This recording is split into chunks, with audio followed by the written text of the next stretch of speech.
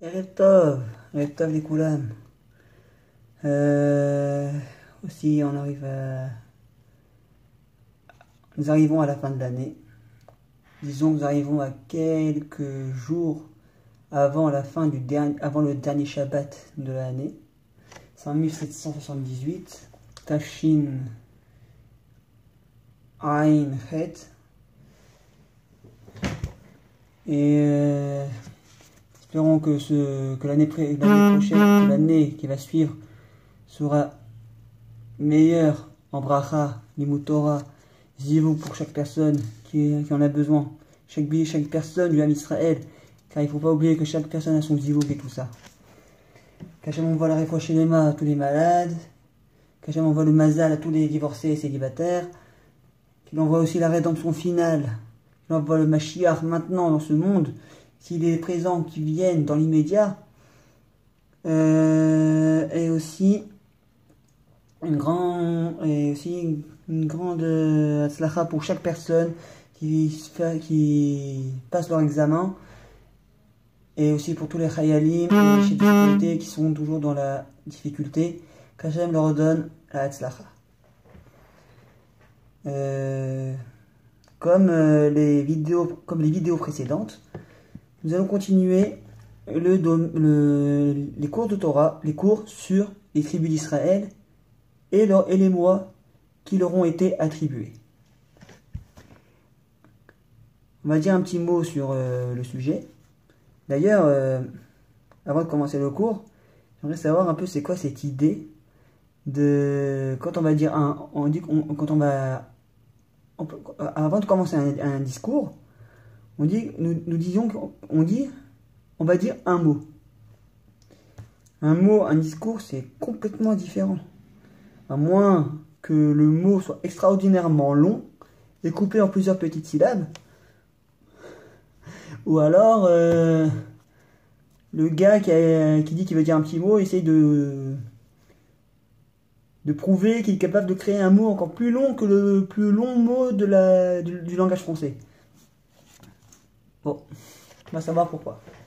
Bon, donc comme nous disions avant, nous allons parler du mois de la tribu d'Israël qui a hérité du mois dont nous allons rentrer, à partir de Yom Rishon des Hashem, le mois de Tishrei. Mais tout ce que je vous dis là par rapport aux tribus d'Israël, je vous le dis par rapport aux Zohar HaKadosh. Parce que, comme vous le savez, comme il a été dit dans les vidéos précédentes, il y a plusieurs avis sur quelle tribu a hérité de quel mois. Il y a le Sefer Yetzirah, il y a le Bnei Issachar, il y a le Rabbi Tzadok de Louvlin, et encore d'autres avis. Mais ce que je vous dis là, c'est précisément écrit du Zohar. Si vous voulez avoir plus de références, écoutez les cours du Rav David Witou sur YouTube sur les Mazalot.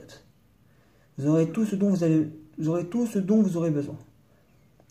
Donc, maintenant, d'après vous, quelle est la tribu qui a hérité du mois de Tishrei selon le Zohar? Car nous avons vu précédemment les mois de Shvat, Adar, Nissan, Iyar, Sivan, Tammuz, Av et le mois de Elul, qui ont été attribués à Asher, Yosef, Reuven, Shimon, Lévi, Yehuda, Issachar et Zevulun. Pardon d'avoir compté avec les doigts. Et maintenant, nous allons voir la tribu qui a hérité de ce mois. Donc d'après le Zohar HaKadosh, la tribu qui a hérité du mois de Tishrei, c'est Binyamin, le dernier fils de Yaakov Avinu et le deuxième de Rachel Imenu. Donc, la question se pose, quel est le lien entre Binyamin et le mois de Tishrei? Nous y arrivons. Nous voyons que le mois de Tishrei, en particulier, est un mois de reconstruction de soi, de revenir sans arrêt à ce qu'on a fait dans l'année précédente, sur les erreurs qu'on a, sur les erreurs qu'on a commises, si on a blessé des personnes, essayer de reconnaître ce qu'on avait fait de mal et tout ça, et revenir à zéro afin de renaître encore meilleur. D'ailleurs, comme vous savez, si vous essayez de décortiquer un peu le mot Binyamin, ou le nom Binyamin, vous enlevez le même du nom, il y a le mot Binyan. Et il y a la lettre Mikdash. Il y a la lettre Mem. Excusez-moi, la lettre Mem. Donc, il y a Binyan qui est une construction, un bâtiment, et le Mem qui se trouve au milieu. Ça peut être, si vous pouvez imaginer, que le Mem est la première lettre du mot Mikdash. De là, nous avons une petite allusion sur le fait que le temple de Yerushalayim, qui se trouve actuellement, dans la ville de Jérusalem, qui se trouve dans le territoire de Binyamin, le Beth Amikdash sera toujours construit dans le territoire de Binyamin. Binyan est le même, qui est le début du mot Mikdash. Et en fait, nous voyons que dans la Masechet Shabbat 55b, Nun He Amud Bet, il est écrit que Binyamin était la première parmi 4 personnes à n'avoir jamais fauté de sa vie. Là, il y a eu Binyamin en premier. Il raconte qu'il y a aussi Amram, le père de Moshe Rabbeinu alav Shalom, Ishaï alav Shalom, le père de David Ameler, et Kilav, un des fils du roi David. Et donc là, on apprend quand même que, comme nous avons que le mois de Tishrei c'est un mois de reconstruction, on va expliquer ça un peu plus. Parce qu'on sait que dans le mois de Tishrei, il y a la fête de Rosh Hashanah, où nous sommes jugés par Hachem, par toutes les actions que nous avons faites durant l'année précédente, les bonnes, les moins bonnes, et sur ce qu'on peut améliorer, tout ça. On est jugé sur ce qui est passé l'année précédente, afin de commencer une nouvelle année propre, clean. Premièrement, nous avons Rosh Hashanah, qui est le début, qui est à la fin de la première construction, ou plutôt une reconstruction de soi. Le début de la reconstruction. On juge sur ce qui s'est passé avant, et on essaye de rendre meilleur pour plus tard. Ensuite, il y a entre Rosh Hashanah et Kippour, il y a les 10 jours de retour envers Hachem. Bon, déjà le 10 jours de pénitence, ça fait bizarre. Bon, voilà. Et ça, c'est la préparation avant le jour du verdict. Le jour du verdict, Yom Kippour. Rosh Hashanah, le jour du jugement. Le jour du verdict, Yom Kippour. Le moment où on se prépare à essayer d'effacer le plus, enfin pas effacer, excusez-moi, à essayer de faire essayer de faire en sorte de regarder l'autre, de faire tout ce qui peut nous aider à nous construire physiquement et spirituellement. Avant tout spirituellement. Parce qu'on doit apprendre à regarder celui qui est...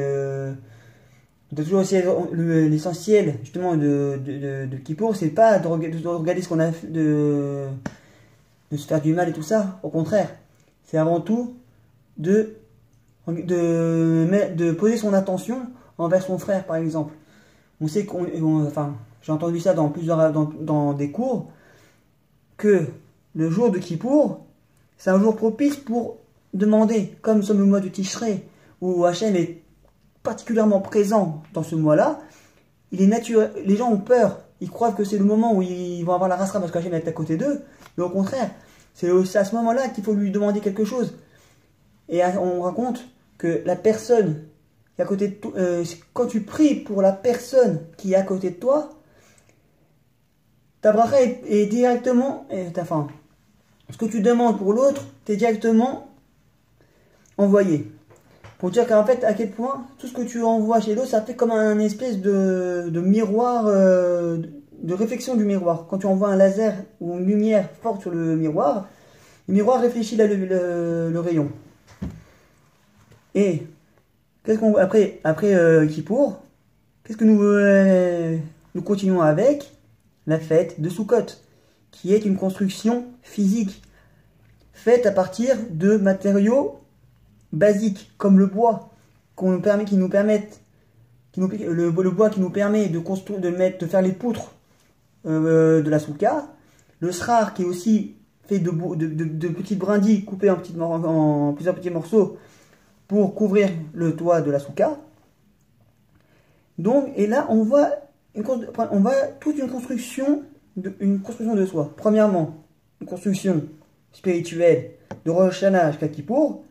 La construction de la souka plus les fêtes de Sukkot permettent une construction physique et permettent d'amener à l'intérieur de la simcha, donc qui permet de reconstruire physiquement, de reconstruire entièrement toute une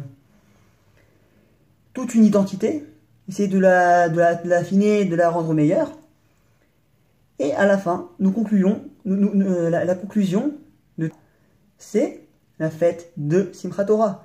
Au moment où nous avons tout travaillé, nous avons travaillé sur nous, nous avons travaillé nos midot, tout travail envers notre ami, envers la Kadosh Baruch Hu et tout ça, nous arrivons à Simchat Torah, nous recevons la Torah, nous terminons la dernière paracha du Sefer Torah. En fait, tout là est une idée de remettre à zéro, de tout remettre dans un état nouveau. Donc, voilà ce que nous enseigne le mois de Tishrei avec le mois de Binyamin. Pourquoi quel rapport, on va ajouter encore quelque chose de plus. Pourquoi je vous ai parlé du fait que Binyamin était la première personne à n'avoir jamais fauté de sa vie? Parce qu'en fait, grosso modo, nous basons sur la perfection de Binyamin. Je veux dire que le fait qu'il n'a jamais fauté de sa vie, pour nous construire en étudiant la Torah et en l'appliquant, en essayant d'être minutieux dans ce travail-là, donc pour permettre une construction parfaite, qu'il y ait toujours quelque chose, qu'il n'y ait jamais aucun manque. D'ailleurs, on raconte que l'une des raisons qui a permis à Binyamin d'être quelqu'un de complet, c'est que c'est quelqu'un qui est, comme on l'a dit, qui n'avait jamais fauté de sa vie. Donc, voilà ce qu'on apprend de Binyamin, ce qu'on apprend du lien entre Binyamin et le mois de Tishrei, et qui permet également